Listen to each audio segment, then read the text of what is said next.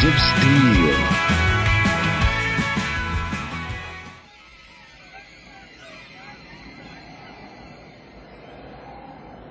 There can be only one.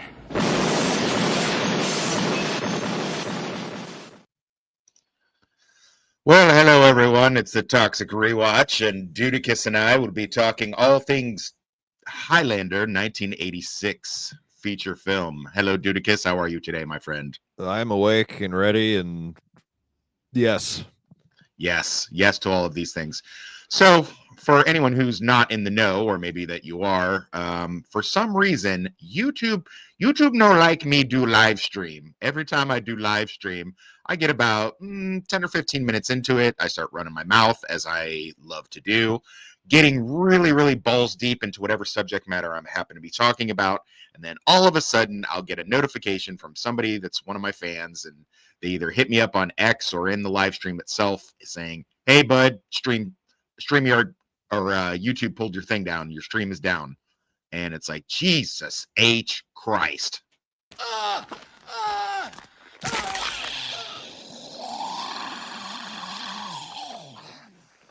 Oh, no. Not again. No, God! No, God, please, no! No! No! No! It keeps happening. Basically my reaction. What are you not seeing those clips that are popping Oh, no, up? I saw him. I feel that sums it up pretty good. Yeah, that's pretty much it. So anywho, let's see if we can do this without getting, well, see, the good thing about recording as opposed to doing the live stream, for some reason live stream can do whatever the hell they want to and pull down your shit, but when you put it in, you can always like clip something or pull something out later. So unless you put something up and then like 6 months later they start yeeting all your shit, which, by the way, the remaining videos that Judicus and I have painstakingly done of Highlander, the television series, the remaining ones will be in the description of this video. Please watch them as soon as you can, as USA Networks and in conjunction with YouTube are systematically yeeting them from existence. I may later start a Patreon page if I ever get big enough to do so, and I'll have them up. I mean, they still exist somewhere. So I don't know if I have to put an overlay on them, remove the audio, I don't know, Queen music kazoo. But at the time that we did it, poor, sweet summer children that we were, we thought, well, hey, if it's okay to watch on YouTube, it must be okay to watch an edited version of it with me and Dudicus and just riff on it. But apparently we were not correct on that one, because they are all being just wiped out. And not like all at once, just like one every couple weeks gets yanked. I don't even know how many are left at this point, but anyway, I will be showing some clips and some slides and some stills, but I won't be using any music. I won't be using any volume or anything, but here's my copyright disclaimer. And for anyone not in the know, as I am a writer, Judicus is an artist. This is his Instagram and his website right here. You can go to Tasha R. Brown 24 at Instagram.com or www.deviantart.com/Tasha R. Brown. And you can get, I believe, art on request, maybe thumbnails, maybe he has made a couple thumbnails for me for other projects. He's done some for the Highlander Toxic rewatch that we do. All of this stuff is his right here, and I think it's pretty damn good. I like it. I like most of the stuff that he does. But anyway, I'll probably try to do this like once a week to make up for the backlog of what we lost with the television series, and eventually we'll get into it. But for the uninitiated, Highlander is a movie in 1986 following the exploits of a one Connor MacLeod of the Clan MacLeod, born in the village of Glenfinnan off the shores of Loch Shiel. Highlander is a term that is attached to anyone born or raised in the Highlands of Scotland, as they have the flatlands, the lowlands, and the highlands. So he is in fact a Highlander, as is his clansman Duncan for the TV show, but we'll get into that another day. Anyway, Connor MacLeod is a little over 400 years old. He's part of a race of immortals. Immortals cannot be killed unless you take their head, and when you take their head, you get all of their abilities, their knowledge, their power. and it's a contest or a game, as they call it, in order to get to the very last living immortal who will, in fact, have all of the power of all the immortals who ever lived, being the most powerful being in the world. And in fact, could conceivably rule the world from that point moving forward. You can't fight on holy ground, both for tradition reasons and for, as we find out as the lore is expanded, magical reasons. That's the only place that you're safe. The rest of the time, it's fair game. You keep your fights in private, which I don't know how that would work in today's day and age, but, you know, we'll get to that. In 1986, I think that might have been a little bit easier. You fight with bladed weapons and you fight one-on-one, and the only way to completely kill an immortal is to take their head. So, as we get into the story, we have like 5 or 6 different immortals in varying points of time. The narrative, the present day being 1985 or 1986 New York City, and we follow our protagonist, Connor McLeod, played by Christopher Lambert, and the antagonist, the Kurgan, played to perfection by Clancy Brown. They are fighting each other and a couple of other immortals throughout this in order to be the last one. As I said, the last one will get all the power of all the immortals that have ever lived. This is expanded upon in the next couple movies, but this film series, I will tell you right now, it's the absolute worst with continuity. It is so bad with continuity. And we're going to find out later that basically all it does is just give the person a little bit of knowledge and he can read people's minds or some shit like that. And I guess that's it. And then he becomes human again, which, you know, retrospectively, you looking at it, you're wondering, why would the Kurgan even want that? It doesn't even Well, he sound doesn't know what they don't know what the prize is. They're just like, the last one gets it, dude. Yeah. Figure it out. Yeah. I've always wondered what would have happened with the television series had it kept going. Like, would the prize have changed because the narrative of the TV series changes to allow it to be like set in the 90s and all of that stuff. They do acknowledge, of course, the movies. Christopher Lambert makes an appearance, hands off the baton to Adrian Paul playing Duncan MacLeod, and you know, we go from there. But you know, we'll get there. We'll talk about that.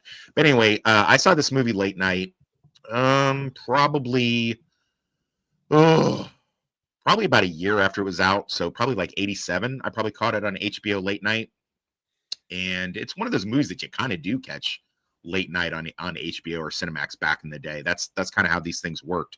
When was the first time you saw it? Do you remember? Honestly, I don't remember what. I don't know. I sought it out because I was like, let's see what this is finally about. I'd say maybe somewhere between 5-ish years ago, maybe longer than that. Maybe a better question might be, is this was the movie itself the first Highlander? Oh product? Yeah. No, it was the first thing I was aware of other things in it, mainly the other movies, but the first one I saw was the movie. Oh, okay. All right. So what, I guess easy question would be like, what did you think? I love it. I think it's wonderfully charming. It's got a lot of heart, and despite having it has a mythology that it doesn't spoon feed to you, and it just sort of leaves a lot of things unanswered that it doesn't have to answer.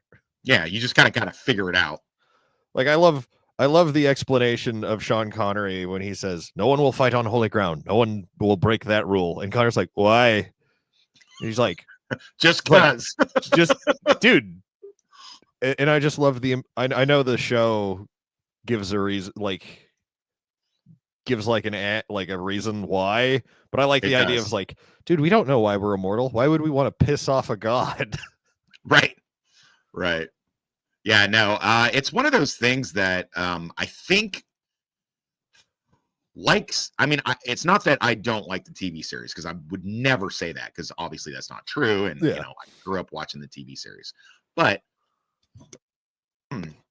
I will say that too much explanation on something that's basically magical. And in fact, that's one of like the go-to key lines of the series and the movie. It's like, hey, it's a kind of magic. So I don't think a lot of stuff has to be explained. Like Yeah, no. what are immortals? Where do they come from? Yada yada yada. It's so much more poetically said by Sean Connery's character, who winds up being McLeod's teacher. That's another rule. When you are, the best word I can say is activated as an immortal, you get assigned to teach. A teacher finds you and teaches you, so that you can have a chance and hone your skills and get a weapon and learn how to engage in the game. That's how it's done.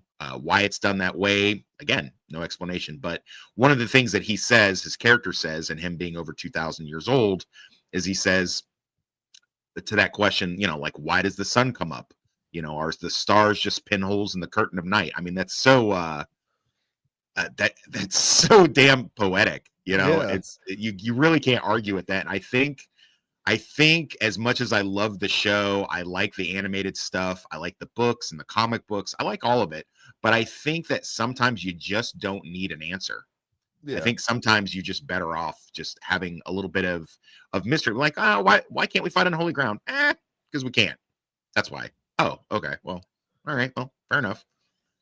So yeah, I like it. I like the whole, like, one of the things that I thought was very, very interesting is the fact that, you watch the movie, the 1986 movie, you watch it, and it's like, you don't even know, like, if McLeod is the good guy, because he kind of seems like he's not. He kind of seems like, the way that he comes off, he kind of seems like he's a bad guy almost. Especially the way that he looks, and then what follows is the opening fight between him and Facile down in the garage of the Madison Square Garden, and he cuts the guy's fucking head off. He disarms him and then cuts his head off. So you're just like, Yeah. oh, this is the guy we're following. Like, okay, well, all right, cool. Well, all right then. I guess this is what we're doing. Which which I guess could lead into probably the thing I think doesn't work the best in the movie, which is the cop angle.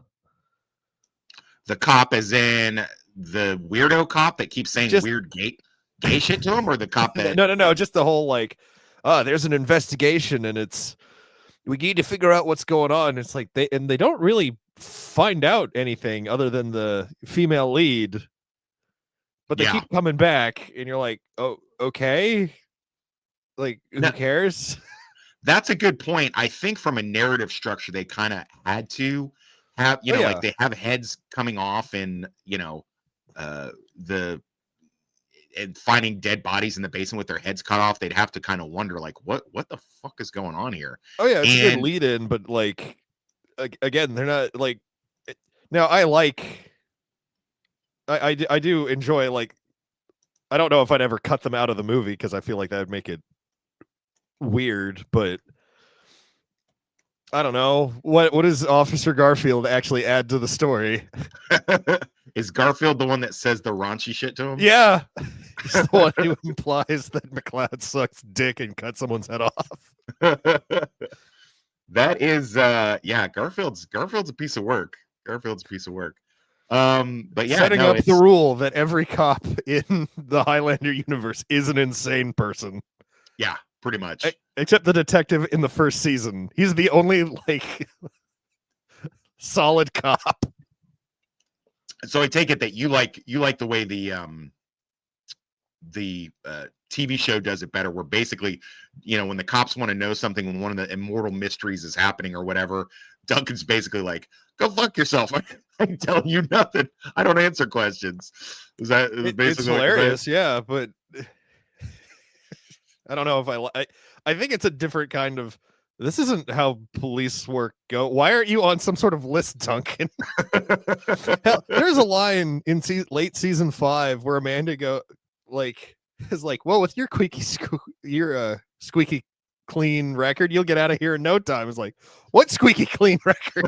yeah, about that. Yeah, it's not super great. Just, what do you mean? Did Duncan get arrested in season 5 at some point? Yeah, I'm trying to remember the episode. Sorry, people, we're all over the place because we're TV show nerds with the TV show, and It's the episode where the guy comes to avenge right, the guy he kills when he has the dark quickening. Right, And a bunch of right. other stuff. But and he's coincidentally had the problem with this guy. It's like mitigating circumstances or something like that. I think is the name of the episode. I don't remember. Yeah. And then Amanda gets him like locked up for a crime. Like, oh right. Just so she can like. Duncan feels bad about the thing because he killed a guy for no reason because he was evil or whatever. Right, but also the guy that he killed for no reason the guy that has a problem with him, he's done other stuff too throughout time, like a couple other things that really dark quickening scanning. So yeah, anyway, all right, we're gonna get it. But yeah, they kind of try to do this police procedural thing, and you almost for a time with the movie think maybe, am I watching a horror film? Like, what are we watching right now? Because they do this cool voiceover narrative at the beginning, from the dawn of time we came, moving silently down through the centuries, living many secret lives, struggling to reach the time of the gathering when the few who remain will battle to the last. No one has ever known we were among you until now. By the way, that was recorded by, well, that wasn't because that was me doing a terrible Sean Connery impression, but that was recorded in an airplane toilet on his way to Scotland by Sean Connery, who made $1 million for 7 days of work and was notoriously drunk for almost the entirety of the production, and actually made a side bet of unknown amount with director Russell Mulcahy that he was not going to make his time constraint of 1 week, but Russell Mulcahy's very frenetic style of filmmaking allowed him to actually cut in under the wire by like a few hours. So they got all of Sean Connery's scenes filmed under time. So, but yeah, there's I think this is the revamped poster when they did the re-release in 1996. God, I can't believe we're coming up on 40 freaking years, man. Jeez Louise. I am getting old. I like this poster. I think this is really good. That's a pretty good poster. This one right here. I think this would have been this might be some cool wall art actually right here, but I think it encompasses, basically tells you like the whole story. I found out some very, very interesting facts about Highlander during the course of doing this stuff and researching it, stuff that I didn't already know, which is crazy because I've been a fan since almost since I originally saw it. But yeah, this opening scene down in the garage, which I mean, luckily no one else was going to get their car right at that time. Well, there's a wrestling match in Madison Square Garden. Everyone's enthralled. Indeed. So Amon Facile, and I've always kind of had canon, and they've never really explained it, nor did they need to. I've always kind of thought like the way that Duncan greets him, I feel like maybe it was one of those things where they were friends at one point. Him and Facile, because he's like, Facile, wait, and he wants him to have like a, like, hey, let's talk for a second. And then Facile's like, nope, it's game time. Get your sword out, Highlander. We're doing it. I also like the different swords that all of the different immortals have in this. I like everything that they do. Everybody's got basically a sword that represents him. So you have like Connor McLeod, played by Christopher Lambert, going up against this giant of a man, the Kurgan, played by Clancy Brown, and it's basically a David and Goliath story. You see Highlander knock out one dude. You see him friends with another dude who's an immortal. You basically see Kurgan just wiping the floor with all the people that he runs across. Connor is fast and lithe, and he's got a katana. And then the Kurgan has some detachable like breaks in half broadsword, I guess it is. Or what would you call the sword that Kurgan uses? What is He's that? got a lever action sword. It's I don't know. It's I guess it would be a claymore, but I don't know why it would come apart. Yeah. And I like the idea of I've always liked the idea that as you go through time, like you might start out with a claymore, you might start out with a broadsword, but then something works better. You learn a different discipline, Yeah. and then you would like go like somebody might have a katana. We've seen a lot, and again, I'm trying really hard not to go to the TV show, but we've seen a lot on the TV show where people have like one-handed swords, which I thought was pretty interesting because as we learned from watching 30 Days of Night the other day, lopping off somebody's head wouldn't be so easy, and I can't imagine it would be very easy one-handed. So, make of that what you will. I kind of feel like I would carry a katana if I was an immortal, but I'm surprised only 2 characters have an axe.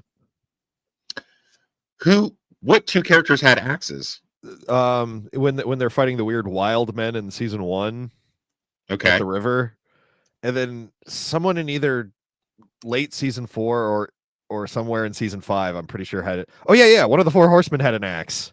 That was the other one. Oh, okay. Yeah. Oh, yeah. So you've basically gotten your knowledge of Highlander is pretty good at this point. You've pretty much watched almost everything there is to watch, haven't you? Pretty much. I still need to watch the cartoon, I guess.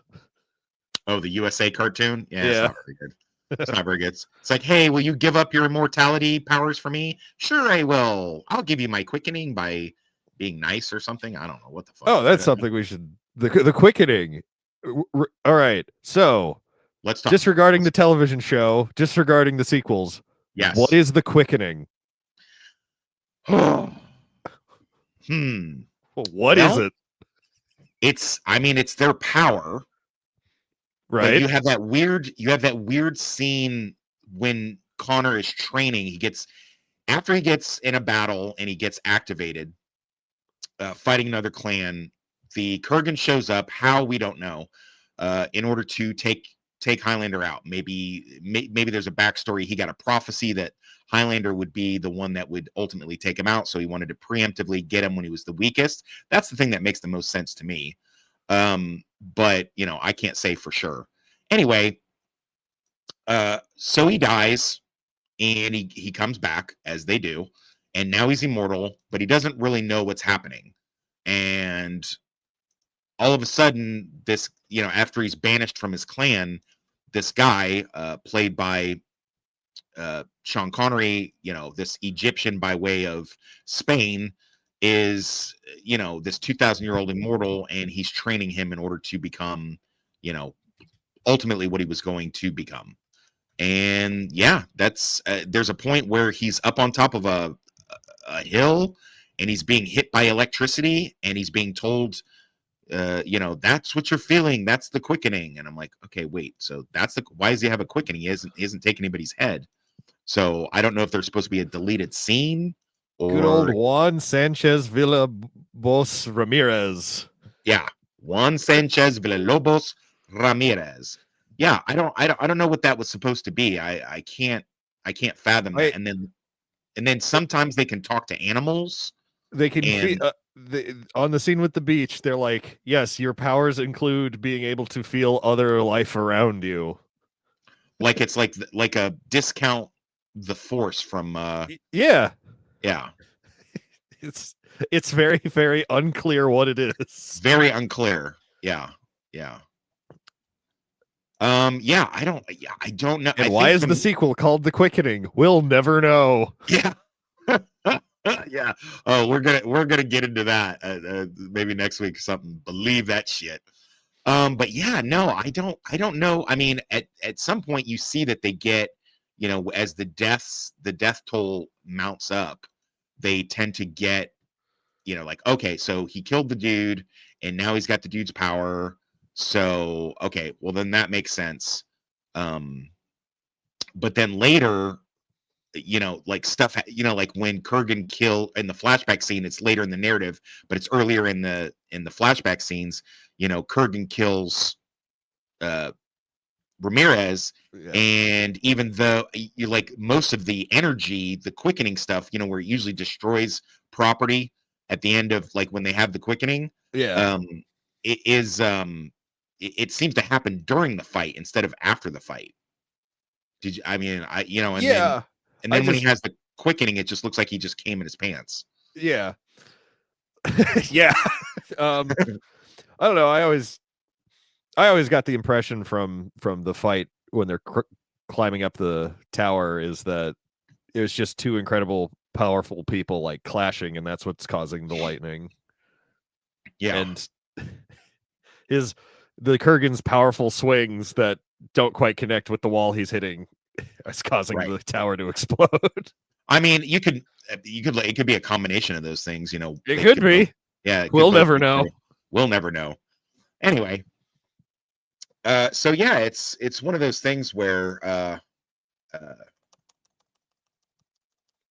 you know, I don't know. They do very clearly state later in the show, and I know you said answer it without using the show, but later in the show, it's just like you get their abilities, you get their energy is the main thing, and you know, like my dad and I watched it, and it was a thing where like one episode, you know, Duncan would top one of his friends, and then you'd see a little bit of that fighting style in what now they never really pay that off.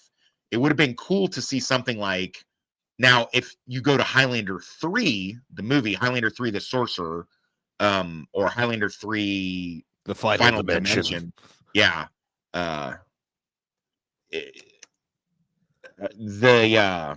hang on one second. The quickening that he gets the sorcerer Mako's power in order to do illusions. So he actually gets that. But that's never shown to be that way in any other thing. Like, you know, Duncan has beaten people with extra abilities before. He doesn't get any of their stuff. Connor, when he defeats Kane, who is the bad guy of Highlander 3, he doesn't get the sorcerer power. Like, he doesn't show up with the sorcerer powers later on in the show or in the other movies that he's in, you know, including Highlander Endgame or, you know, Highlander Season 1. So, yeah. What's the deal?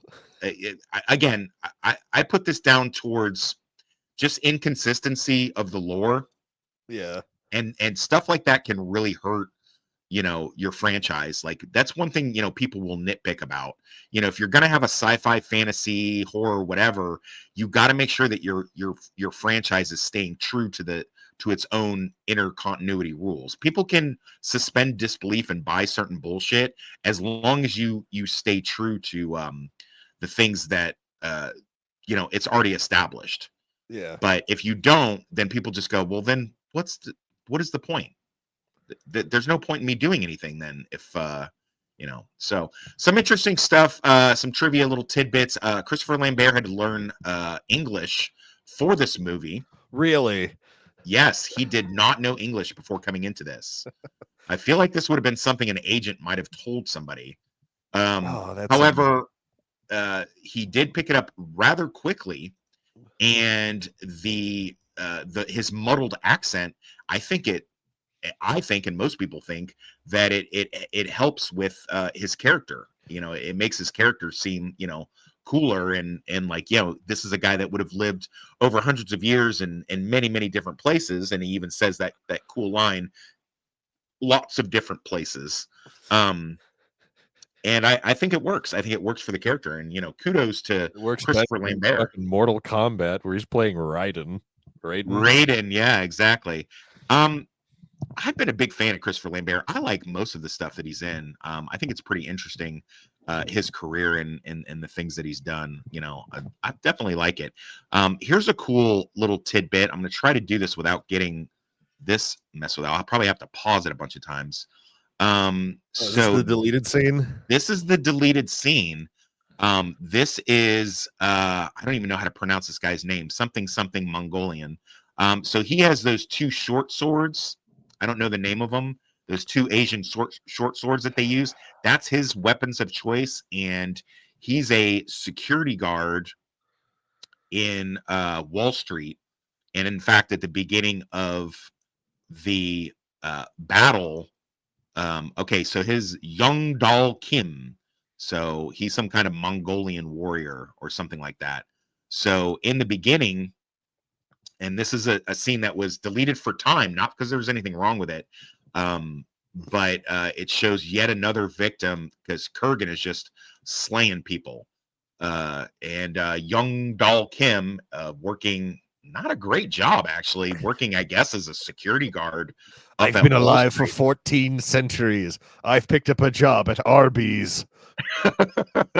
So, his long existence has dulled his will to continue, but old habits and old immortals die hard. For centuries, he's swung his paired sword, so I guess this was always his weapons. That's interesting.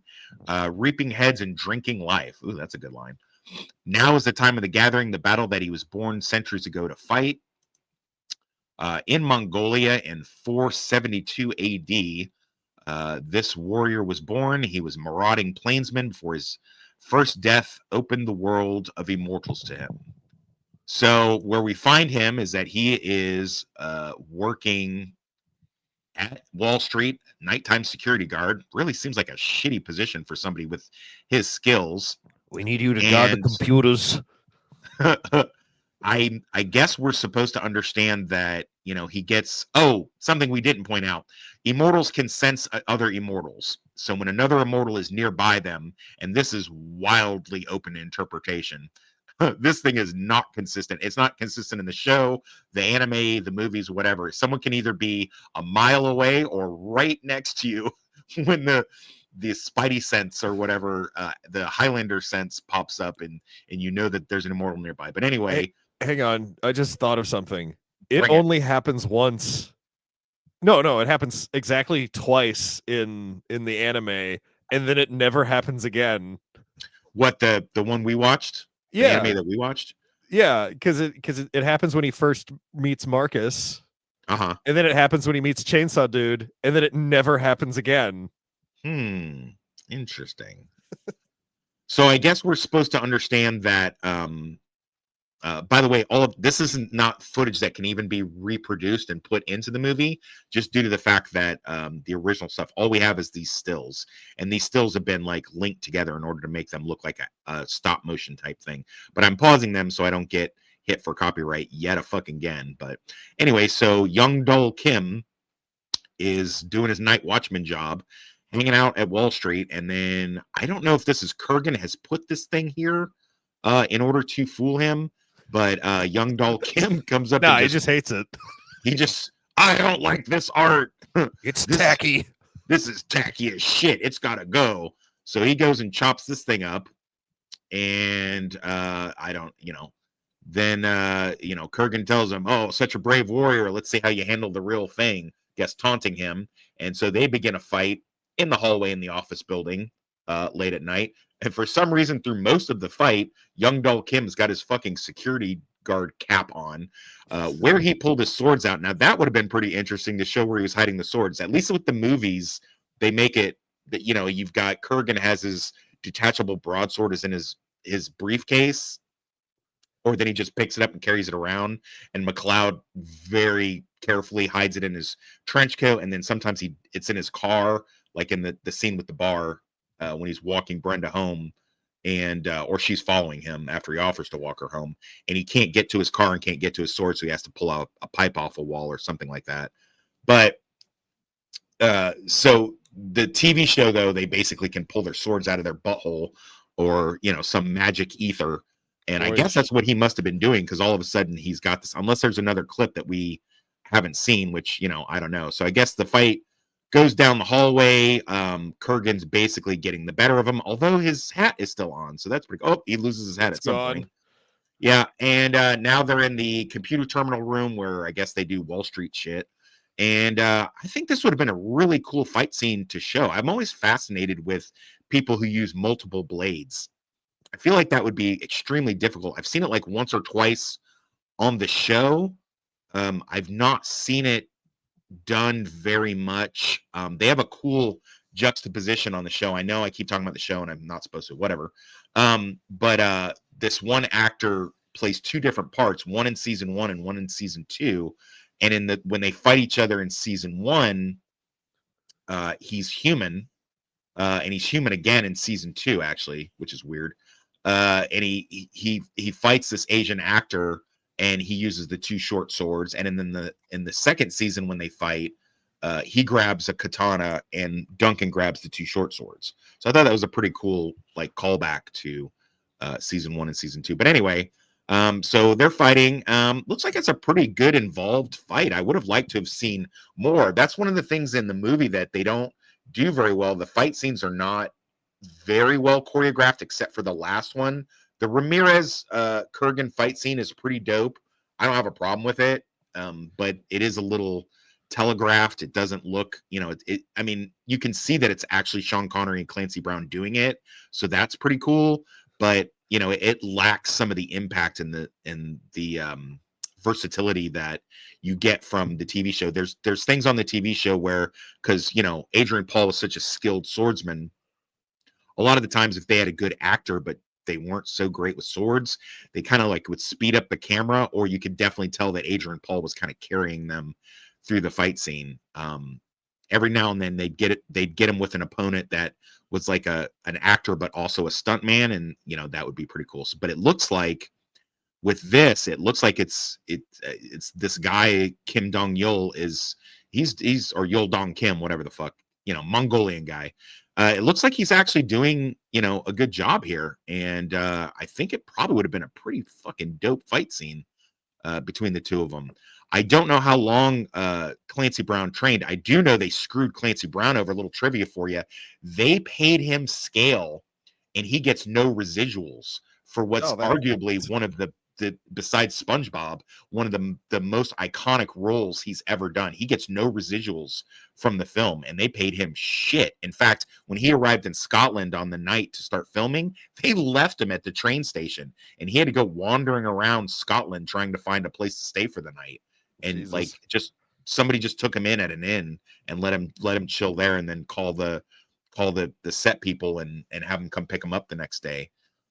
So he almost got arrested because he was like wandering around. They're like, hey, no vagrancy, you need to get someplace. So yeah. And I guess he was just coming off of doing a Frankenstein remake, and he had a bad reaction to the paraffin or whatever it is that holds the prosthetics on. So it was really asking a lot for him to do this again, because he has some kind of allergic reaction when he does that kind of stuff. But yeah. But yeah, it looks like a pretty good fight. Interesting dynamic between, this Mongolian warrior with martial arts skills against this big brute savage with this huge broadsword. You can just imagine the people coming in the next day to do day trading at Wall Street. They're just like, what happened in here? Well, time to update my portfolio. Oh my God. Why does the security guard have no head? And that's the interesting thing about this scene too, is the even though the fight like goes from office to office, and maybe Kurgan's clearly getting the better of him at some point, as we see here. Oh good, there's a color still. At some point it looks like it's Kim, Mongolian guy, just gives up in the middle, like near the end of the fight. He's not wounded, he's not been cut up or anything like that. I mean, I'm sure he's probably tired, but he just drops the swords and puts them on the ground. Huh. And yeah, which I read about this, but I'd never actually seen it. And Kurgan's like, what are you doing? Pick up your sword. And Mongolian guy just kneels down in front of him, saying, hey, tradition, it's all we have. And Kurgan, being sort of like honorable or whatever, is going to give him like a good clean warrior's death. And he just sits there and just says, hey, I'm tired of this life. I don't want to do this shit no more. And Kurgan takes him out, which is interesting because, I mean, is he not aware that it's the gathering, that he wouldn't have to do it that much longer? That he was like maybe one or two people away from the prize. I don't know in what sequence this was. I don't know if this is before he arrives, because he we're to understand that he took somebody out in New Jersey, and that later something happens, and McLeod meets up with Facile, and that happens, and then Castigar pops up and he nails Castigar. So I don't know what sequence this is. Is this after Castigar but before McLeod, or before Castigar, or even before Vasselneck, which is the guy in New Jersey? I don't really know. I'm not sure, but pretty cool, interesting deleted scene as far as that goes. But yeah, so that is Highlander. And what else? What are we going to talk about? There's a cool tidbit of it was some interview with Clancy Brown, and he was talking about how apparently on like I think it was the day of the shoot where they're running where Sean Connery and Chris are running on the beach. Apparently I guess Clancy Brown was talking with Sean Connery's son on some other thing, because apparently Sean had called his son and he said, I think I'm getting too old for this. I had to run dead my age on a beach for 6 takes. I wonder how old Sean Connery was at that time. I know that he was the reason why they had him and Mulcahy had that constraint and then the bet is because he had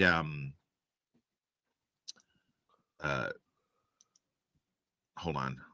He had obligations towards what do you call it? The Untouchables. Oh, yeah. So but yeah, I don't know.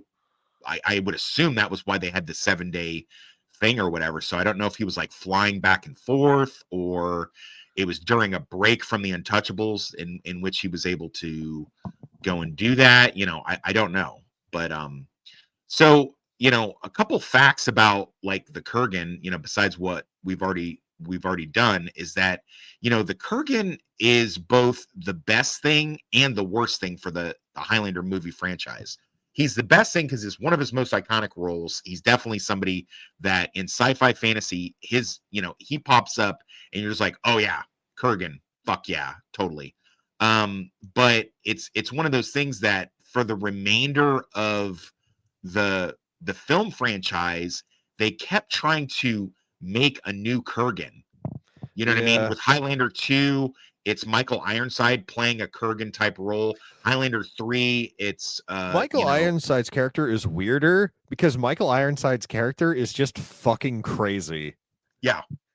Yeah, no, facts. The Kurgan is like, I'm doing this because I want to win the game, and I've just been a monster just a warrior all of my life, and this is what I know. General Katana is just an insane person. Yeah. By the way, named after the katana. That's fascinating. Or the katana's named after him, depending on how you look at it. Well, he's either an alien or from the super past. Both things not really well explained. The super past. What? We'll get to you, Highlander 2. It's weirder that they came up with an explanation that makes less sense than the first thing they came up with. Yeah, we're gonna get to you probably next week, Highlander 2. You can believe that shit. But yeah, the thing that is with the Kurgan, it's cool that they have this big behemoth warrior, especially a product of the 80s, where you had like the Terminator, you had the Conan movies, stuff like that. So the Kurgan makes sense. There was some back and forth, like Clancy Brown wanted the modern day version of the Kurgan to have like a bowler hat and a 3-piece suit because he said that would be a good juxtaposition between his savage nature. But they're like, nah, bitch, you're wearing leather and listen, we're going for we're going for the easy readability here. Yeah, we're not doing all this wacky shit you're talking about. Which that sounds cool. We don't have the time. Yeah, sorry about that. But then in like Highlander 3, even though he's got, he's Black Asian, Blasian, and he's got, magical powers, he's still playing a riff on the Kurgan trope, even to the point where he takes the adopted son and puts him in the car and does the same thing that the Kurgan does to Brenda in this, in the first movie. Really? Yeah, you've never seen Highlander 3? I have still not seen Highlander 3. You're not missing much, but I mean, just for verisimilitude, you might want to watch it at some point, just so that you can kind of know exactly what it is that you're getting into. But yeah, no, it's one of those things where it's so weird, man. Yeah, he does basically. It's not a bad movie if it stands on its own, but the concept of it is really fucking stupid. Where you have these guys were stuck in a tomb of some kind, and that's how they missed the game. And then instead of the shenanigans that we see in Highlander 2, we're in 1995, present day America, and he's just like a regular immortal. So it doesn't matter. And so I don't know what happened with the prize. I don't know any of that stuff. So they retcon the story yet again. It's weird how they I think the best idea for a follow-up movie was the Four Horsemen from the TV show, because I'm like, I would totally watch a movie about these guys being the villains, and they only got like 2 episodes. They got 2 episodes, and I'm like, I feel like he could have done more with it. I mean, I'm glad I got what I got. This was great, but you could have made a movie out of these characters. No, facts. But yeah, and even to a certain degree, I don't know if you watched the Christopher Lambert team up with Adrian Paul for Highlander 4 Endgame. Not yet. Okay. Well, even the bad guy in that is kind of, I mean, he speaks a little bit more, and he does other stuff, but he doesn't and by the way, that's one of those movies where the fucking trailer is so different than the actual movie. You're wondering what the hell you even just watched. But he even riffs on a bit of Kurgan-esque type thing. And then this is why I'm glad that I didn't see the very first episode of the show, because, Bull from Night Court playing Slan Quint, he's sort of a Kurgan type character. Yeah, he is, but he's got a mask, so he's slightly different. He's wearing the what is the WWE fighter, the Ultimate Warrior mask? I don't know anything about WWE, so I'll go with you on that one. Someone will get that reference.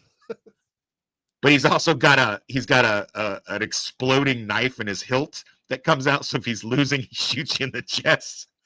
What a so that he can win. Baller. I don't like, hey, this is a loophole in the rules. I've got an exploding knife that comes out of the hilt of my broadsword just in case I'm losing the fight. But yeah, so Clancy Brown, great villain, and then they just kept trying to recreate him a million different times. And in fact, in Highlander Endgame, they actually have Donnie fucking Yen. Why not make him your bad guy? That would have been dope. And they get one small confrontation where him and Duncan decide to put their swords down and go hand to hand. And I'm like, oh, all right, well, I mean, cool set piece, bro, but I don't really know I don't know what you want me to do with this, but whatever. So yeah, but yeah, we get through Highlander after a couple of different adversaries are taken out. Clancy Brown Kurgan kidnaps Highlander's love interest, and we do the whole reluctant hero bullshit where they fight on top of a 1980s mainstay, Silver Cup replica, whatever, which is brought back Easter egg wise in Highlander 4. And they have their ultimate battle, their ultimate fight, and it's Highlander versus the Kurgan. And it looks like David and Goliath, Highlander's going to lose. And then they have, Kurgan basically disarming McLeod doing a couple little light taekwondo bullshit. And he's definitely overpowered, outmatched, no weapon. All is lost. And then one of the major rules is we fight one-on-one. But I guess that doesn't apply to love interest Brenda, who hits Kurgan in the back of the head with a pipe. And it's just like, oh, sorry about that. The rules don't apply to her. And then Kurgan completely forgets about McLeod for a minute, and then McLeod pops in, but he has kind of a baller line. There is no way from that angle he would have stopped that sword swing. No, not in a million years. She spends the rest of the movie in the afterlife because there's no way he wouldn't have split her fucking donut. Well, in the sequel at least. Yeah. Where she dies of super cancer. We get this super cancer. That's fucked up. We get this epic fight with, and this is one of the best sword battles I've ever seen put to film.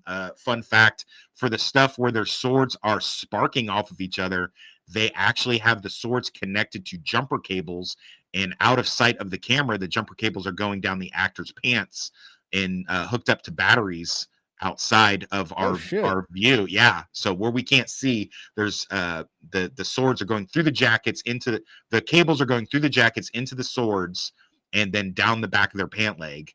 And then we have the ultimate, showdown between Kurgan. He gets wounded, diced up, little slice and dice action. Highlander pulls a couple little baller moves with the sword. I think they're both really talented with the sword play. It's not a lot of, it's not as clean and polished as what Adrian Paul and some of the better adversaries of the TV show pull off. But I think for what it was in the 1980s, I think it was pretty freaking dope. And I remember watching this a lot. Keep in mind, there was a big gap between Highlander 1 and Highlander 2. And then the following year, the Highlander TV series that came out, you really didn't have any other Highlander. This movie stood on its own for really the longest time. And yeah, of course, McLeod takes a good vicious swing, hits Kurgan, lops off his head, and evil to the last, he just laughs it off like ha ha ha ha ha ha. And then you get the big final quickening. I love the fact that he's standing there beheaded and he still wants to fight. He's still like, I'm still ready to go until like the very last. I didn't hear no bell. And then you had the epic scene that was in all of the trailers, all of the ad materials for that. But yeah, so what do we think? Hold on, let me just, I wonder if I can get away with doing this without getting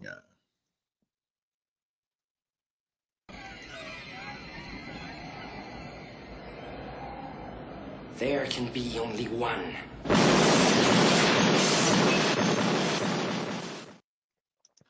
You got to admit that's pretty fucking dope. It's pretty good. I can see why they put it in all the ad material. Yeah. But yeah, that's Highlander. Almost 40 years, man, and spawned 5 movies. So altogether 4 sequels, 1 anime ongoing TV series, a couple different anime short movies, 2 TV series, 1 long running, 1 only lasting a year, and then now a potential reboot. Thoughts on the potential reboot with Henry Cavill? What's your thoughts there? I'm interested to see what they do. I all I can think is doing just a remake of the original movie, but who knows? They got a lot of stuff to draw from, so they could potentially do like anything at this point, and I'd be like, yeah, I'll watch it. Yeah, sounds good. I'm hopeful for it. It's either going to be really, really good or really, really bad. So it's kind of hard to tell. I don't know who they're going to peg for the villain. I thought a baller move would have been to have the Ramirez character, if that's how they go, to like do a complete reboot. The Ramirez character played by Adrian Paul. I think that would have been like a really gangster move to do, but I don't think that's happening. No.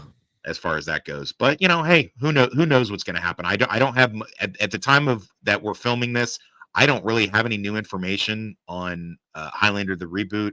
I don't know. We'll try to do this like a weekly series where I'll try to get slides, better slides and more stuff, and we'll talk a little bit more about the first movie and then how it leads into that abomination that was the second movie, which strangely enough, Dudicus knows more about that than I do. Hell yeah, I do. And then maybe we can try to do a rewatch of 3. Maybe I can pull that off. I don't know. I'm just not been really good about doing stuff like that. But maybe if I follow the 6-second rule, we can do Highlander 3 and then Highlander 4, or you can watch them before then and I'll make slides or something like that. And we'll see who we can get involved in this. Maybe we can get a couple of the other usual suspects into this. But like I said, the link to our TV show or our rewatch that we did of the TV show over the last 6-7 months will be in the description. I really highly encourage you to watch it. I think it's hilarious, most of it, and I think it's really good content. It is getting systematically terminated, and I don't know when I'll be able to re-upload it with some changes if I have to make a separate channel or something like that when we go to a different format. But right now, at this moment in time, I think there's only like maybe 4 or 5, 6 episodes left that are still watchable.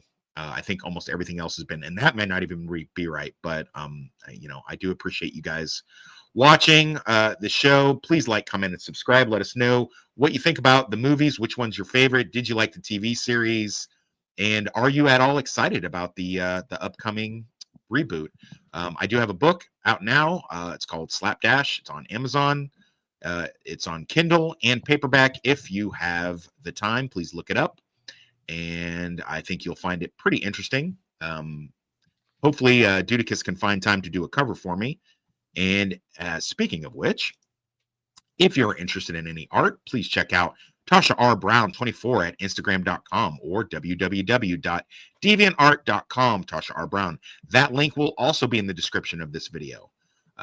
So thanks again, Dudicus. Got anything coming up you want to talk about real quick? Let's see. You and Enzo watched something recently, probably. Yes, there's two. We've watched two watch-alongs. That one's coming out this week. I think the next one's coming out. Actually, I don't know which one's coming out next. It's either Meet the Feebles or Heart Beeps. One of those movies is great, directed by Peter Jackson. The other is Heart Beeps. Meet the Feebles. Tell me real quick, since we have like 3 minutes left. Tell me what Meet the Feebles is real quick. Meet the Feebles is a Peter Jackson movie made on a $700,000 budget, and it's basically an adult parody of the Muppets. It's raunchy, it's awful, it's disgusting. It's wonderful. It's probably one of the funniest things I've seen in a while. Nice. All right, cool in the gang. Yeah, like I said, we'll try to make this a weekly series as content time and work schedules allow. And if that is the case, we'll talk a little bit more about the original Highlander movie, since I have a bunch more slides I wound up not using because I thought I was going to be doing a live stream today. And we'll get into the Abomination Highlander 2, both the director's cut and the theatrical. Neither one is good and neither one makes any sense at all, but we will talk about it nonetheless because it holds a Highlander title. And then we'll just go in sequence. We might the following week talk a little bit about the Highlander TV show, and then we'll move on to the next movie. That should give Dudicus enough time to watch Highlander 3 and Highlander 4. I still have not seen Highlander 5. I have seen the first 10 minutes of it. It's what's that baffling. Called? The Source? Is that the Source? The Source. Yeah. We might even get into talking about the Highlander comic. I have the Highlander comic on order, which I've promised to share with Dudicus. It's really hard to find now, so I had to go deep into the Amazon archives to find it. I went to 2 different comic book stores to find it, and all I could come up with some Demon Slayer comics and shit, so I could get Dudicus a Christmas present. But yeah, I find it. I have, and we'll talk about it. Maybe there's a way to scan some of the pages and put them up in slides. If I can, then I'll definitely do that.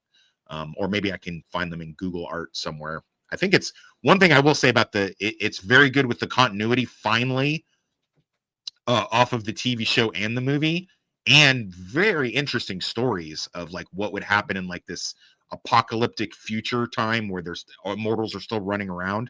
And the art, as I recall, it was really good art on that comic. I enjoyed it for what it was. Like 2007, 2008 is when it came out. So okay, I will definitely look for it. But anyway, again, thank you for joining us for this. And remember to stay toxic, everybody. Stay toxic with your loved ones.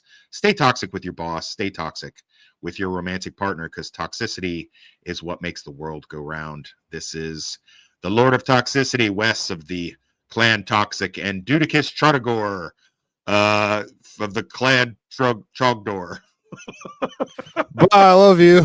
Riding on the wings of destruction, a toxic presence, a lord of corruption, polluting the ocean, spreading decay, the toxic black, gnawing the vein, searing through the sand. I've got balls of steel.